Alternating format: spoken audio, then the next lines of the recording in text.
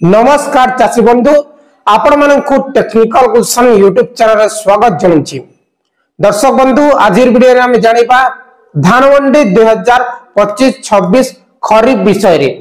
खरीफ season रो धान मंडी आरंभ हेगा के जाउछि जाकि आपण माने समस्त अपेक्षा करी बसी छंती।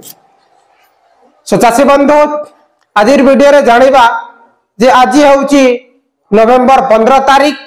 मु आपण मानकु कहितली नवेम्बर 15 किंबा नवेम्बर मासर 16 तारीख रे धान मंडी रो एसएमएस आसी पारे बोली, किंतु दर्शक बंधु ए वीडियो रे हमें जानिबा सतरे कोन आज एसएमएस आसीबो कि काली एसएमएस आसीबो पूरा फुल डिटेल्स हमें ए वीडियो रे जानिबा।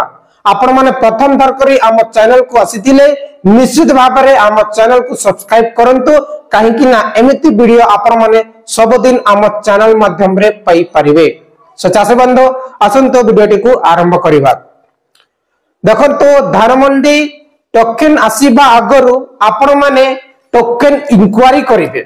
प्रत्येक वर्ष टोकन इंक्वायरी जाई कि मो फार्मर कोड एंटर करी कि सेंड ओटीपी रे क्लिक कला परे जदी एसएमएस आसे जो नंबर आपण माने पंजीकरण समय रे देथिबे से नंबर जदी ओटीपी जाए बेले आपण माने जानि परिबे। सही ओटीपी फिल करी कि आपण माने वैलिडेट करी कि देखि परिबे आपण मानकर मोबाइल पर रे जहा कि धान मंडी रो निर्धारित समय को डेट रे आपण मानकर टोकन अछि से डेट आपण मानकर मोबाइल रे पले जीवो।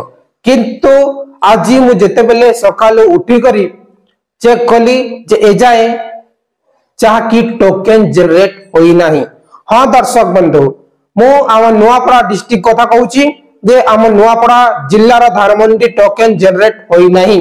मु आपण मन को कहितली जे 15-16 तारीख आसी पारे बोली, किंतु आज आसीबो नाही कि काली आसीबो नाही। जदी काली बेले गत काली 16 नवेम्बर रो जदी टोकन जनरेट होई जाए बेले निश्चित भाव रे 17 तारीख रे चाषीकर मोबाइल रे एसएमएस आसी पर संभावना रहिछि।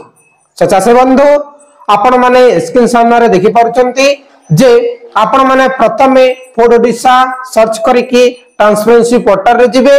ट्रांसपेरेंसी पोर्टल रे गोला परे आपण माने टोकन इंक्वायरी रे क्लिक करिवे। टोकन इंक्वायरी रे क्लिक कला परे आपण माने करछौ स्लिप मिलिछि एई वर्ष नवा सिस्टम द्वारा आपण माने के पंजीकरण रो रिसिप्टटा मिलिछि। सेही रिसिप्ट रे आपण माने देखि पारिबे तलकु अछि फार्मर कोड। सही फार्मर कोड टा F250 ई प्रकार जो फार्मर कोड रहिछि आपण माने ए टोकन इंक्वायरी बॉक्स रे फार्मर कोड इंटर करिकि आपण माने ओटीपी जहा कि पठै पारिबे ओटीपी इंटर करिकि देखि पारिबे। जिते बेले ओटीपी जीवो आ इंटर करिकि आपण माने निज डेट टा जानि पारिबे जे आपण माने निश्चित भाबे जानि पारिबे जे टोकन जनरेट हेबार 24 घंटा परे आपण मानकर मोबाइल रे चाषीकर मोबाइल रे जाकि धान मंडी रो समय सीमा एसएमएस पले जीवो। सो चाषी बंधु एहा थिला छोटिया इंफॉर्मेशन। किछि भी डाउट थिले निश्चित भाबे आपण माने कमेंट करि परिबे। यदि मो सहित जोगाजोग करिबा पई चाहउचंती हेले आपण माने जीमेल रे कांटेक्ट करि परिबे। आ किछि भी आपण मानकर प्रश्न होइछे जरूर आपण माने कमेंट करि परिबे। बहुत बहुत धन्यवाद।